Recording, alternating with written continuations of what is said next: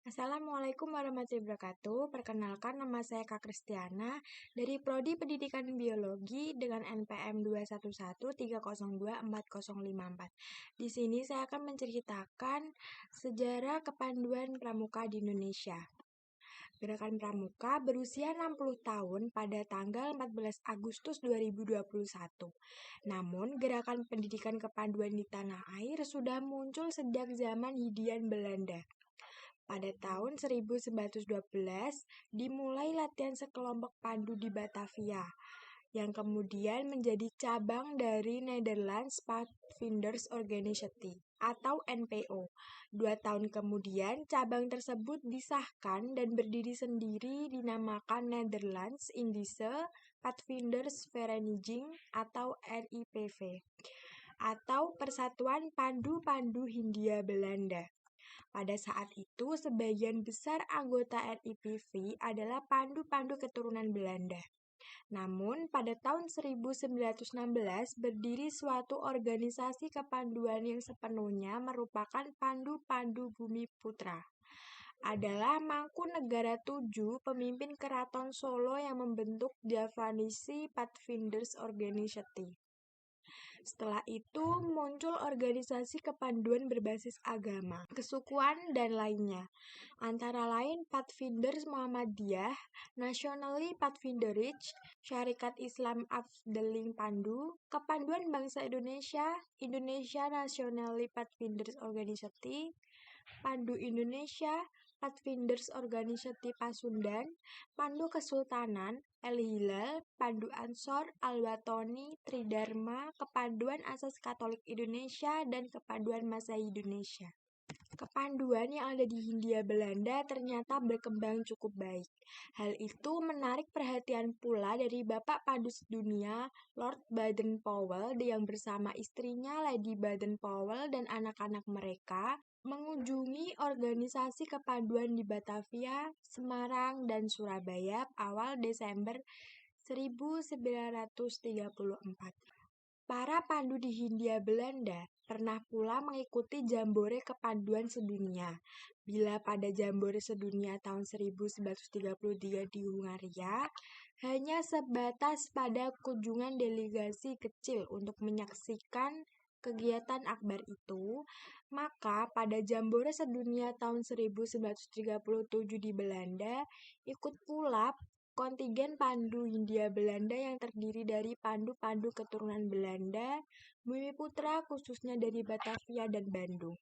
Lalu dari pandu Mangkunegaraan dari Ambon dan sejumlah pandu keturunan Tionghoa dan Arab. Sementara di dalam negeri, kegiatan perkemahan dan jambore kepanduan juga diadakan di sejumlah tempat. Di antaranya pada tanggal 19 sampai 23 Juli tahun 1941 di Yogyakarta, berlangsung All-Indonesian Jambore atau Perkemahan Kepanduan Indonesia Umum. Lalu pada tanggal 27 sampai 29 Desember tahun 1945 berlangsung Kongres Kesatuan Kepanduan Indonesia di Surakarta. Kongres tersebut menghasilkan Pandu Rakyat Indonesia sebagai satu-satunya organisasi kepramukaan di Indonesia. Namun, ketika Belanda kembali mengadakan agresi militer pada tahun 1948, Pandu Rakyat dilarang berdiri di daerah-daerah yang sudah dikuasai Belanda. Hal tersebut memicu munculnya organisasi lain, seperti Kepanduan Putra Indonesia, Pandu Putri Indonesia, dan Kepanduan Indonesia Muda. Pada perkembangannya, Kepanduan Indonesia kemudian terpecah menjadi 100 organisasi yang tergabung dalam Persatuan Kepanduan Indonesia atau Perkindo. Namun, jumlah perkumpulan kepramukaan di Indonesia tidak sebanding dengan jumlah anggota perkumpulan. Selain itu, masih ada rasa golongan yang tinggi, sehingga membuat Perkindo menjadi lemah. Untuk mencegah hal itu, Presiden Soekarno bersama Sri Sultan Hamengkubuwono IX yang saat itu merupakan Pandu Agung, menggagas peleburan sebagai organisasi kepanduan dalam satu wadah. Hal itu pertama kali diungkapkan Presiden Soekarno ketika mengunjungi perkemahan besar Persatuan Kepanduan Putri Indonesia di Desa Semanggi, Ciputat, Tangerang pada awal Oktober 1959. Presiden kemudian juga mengumpulkan tokoh dan pemimpin gerakan kepanduan di Indonesia. Seluruh organisasi kepanduan yang ada dilebur menjadi satu dengan nama Pramuka. Presiden menunjuk panitia terdiri atas Sri Sultan Hamengkubuwono IX, Prijono, Aziz Saleh, Ahmadi, dan Muljadi Jojo Martono. Pada tanggal 9 Maret 1961, diresmikan nama Pramuka dan menjadi Hari Tunas Gerakan Pramuka. Pada tanggal 20 Mei 1961, diterbitkan Keputusan Presiden Nomor 238 Tahun 1961 tentang Gerakan Pramuka dan momen tersebut dikenal sebagai Hari Permulaan Tahun Kerja.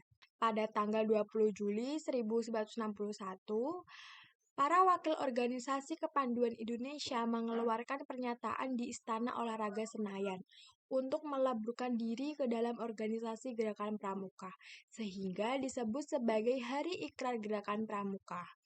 Setelah itu, pada 14 Agustus 1961, Gerakan Pramuka diperkenalkan secara resmi kepada masyarakat luas dalam suatu upacara di halaman Istana Negara, ditandai dengan penyerahan Panji Gerakan Pramuka dari Presiden Soekarno kepada Sri Sultan Hamengkubuwono IX, yang juga menjadi ketua pertama Kuartir Nasional Gerakan Pramuka.